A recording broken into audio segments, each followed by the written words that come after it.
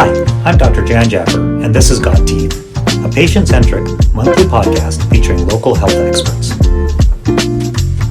Today we'll talk about some tips and tricks to help you effectively manage stress. Stress is a normal human reaction that happens to everyone. In fact, the human body is designed to experience stress and react to it.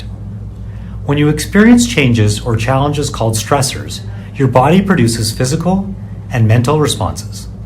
These stress responses help our bodies adjust to new situations. Sometimes, however, stress can become overwhelming, but the good news is that there are several tools that can help you manage your stress. Today I'm talking with Stephanie Stevens. Stephanie has been a hygienist at Ranchlands for over 15 years, and she has recently got a degree in Masters of Counselling Psychology. So welcome, Stephanie. Thanks, John. Thanks for having me.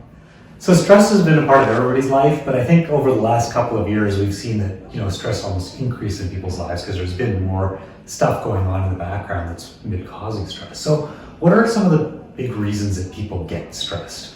That's a great question. Especially with the pandemic, like you said, a lot of people, they just can't cope.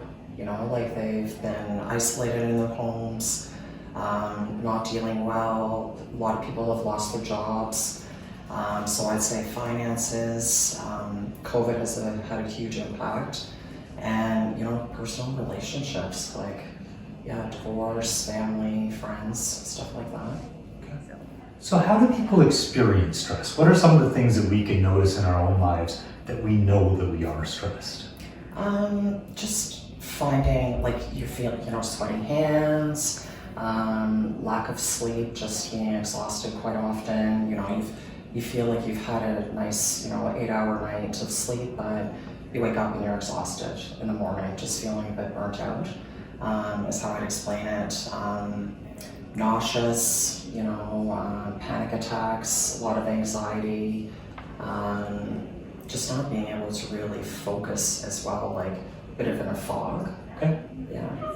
So we know that stress is something that actually affects the entire body. It affects the immune system. And what we know is that if our immune system is, not functioning properly, it affects all parts of our body. And inflammation is a big part of that. And so can we see stress and inflammation in the mouth? Oh, definitely. Yeah, and that's, it's been proven that, people that are stressed, clench, grind their teeth. We see a lot of wear on their teeth, on the biting surfaces of their teeth, but also their gums can be more inflamed because they're, not drinking enough water, or they're, maybe drinking alcohol too much. They have dry mouth, poor eating habits as well. And also I find, their gums, the inflammation's there because they're not flossing. They just don't feel like doing anything. Yeah, so that's interesting because the eating can change when you're stressed. Obviously, You just brought that up. Inflammation changes in the body, and that inflammation can show up in the mouth. And then one of the things that, like you said, we've seen, definitely more over the last, couple of years is broken, cracked teeth. Natural teeth that are breaking because of grinding and clenching. So absolutely, some great stuff that's kind of showing itself in the mouth. Yeah. So one of the things that we're all trying to do is manage stress, right? I mean, it's a natural thing to have stress, and a little bit of stress in our lives, I think, is probably a good thing too. But how do we manage stressful situations? And do you have any ideas? I know I have some stuff that we talk about on a regular basis, and we've already kind of mentioned, is nutrition. Eating well helps you manage stress. Yes. Sleeping well helps you manage stress, because we have to be ready for those stressful situations, and the more that we're grounded, the better off we are. Are there other things that can help us with managing stress? Like yourself, Jen. I mean, you're big into fitness and, exercise. Exercise has been proven, to reduce those stress hormones in our bodies, and healthy lifestyle, trying to avoid the bad kind of riskier behavior instead of exercising, right? Getting out in nature is a big one, walking, hiking. I find anything outdoors, just to be mindful when you're actually out there and taking it all in. That's great. I know one of the things you've talked to me in the past about is breathing, and breathing can be really important in those really stressful situations, to just figure out how to breathe better, so that we can slow down a little bit. One of the things that we often talk about is the amygdala hijacking, and where, we can't manage stress because all of these hormones just start fighting in our system, and we're like, oh my gosh, what do I do? So talk to me a little bit more about breathing. So a great breathing exercise or technique would be box breathing. Okay. So Jen will demonstrate. I'll get you to, we'll do this grounding exercise. Great. So I want you to breathe in to the count of 4. So if you want to go nice and slow, so 4, 3, 2, 1. Hold it for 4, 4, 3, 2, 1. And then exhale through your mouth. 4, 3, 2, 1. Hold again for the count of 4. 4, 3, 2, 1.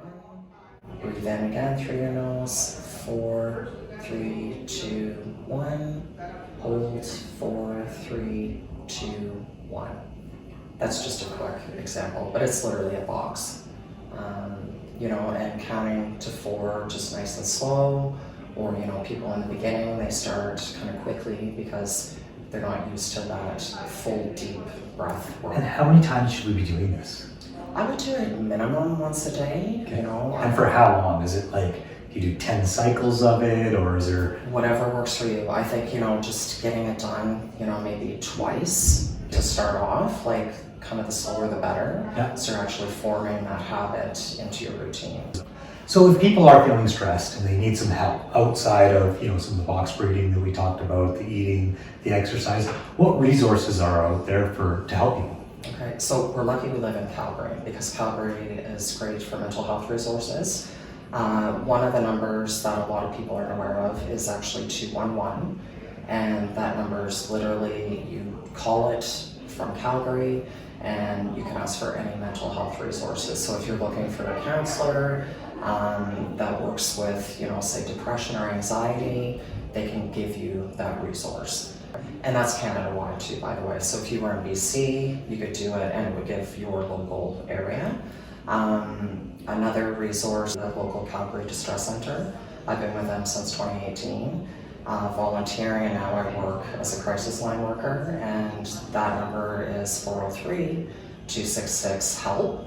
And they have a text option as well, but if you Google Calgary Distress Center, you can either find the phone number or the text number if you don't feel comfortable talking.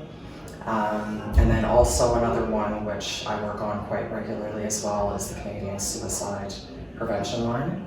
And it's not just about suicide, it's for emotional support for individuals that are struggling with depression. And even though it's a suicide line, we do risk assess on all lines about, checking in with people, how they're feeling, stress, anxiety, stuff like that. That number is 833-456-4566. Okay, that's great. A lot of great resources. Yeah, it's really good.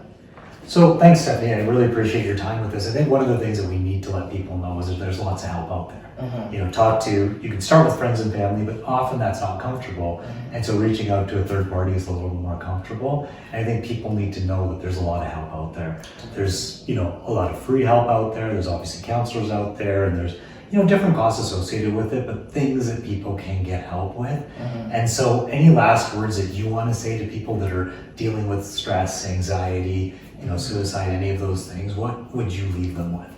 I would just talk, reach out for help. Most individuals, like myself, there is no judgment. Stigma is a lot less than it's ever been. It's just talking, reaching out, picking up that phone before, you feeling alone and isolated. There are people out there to help you. That's great. Yeah. Thank you. Yeah, you're welcome.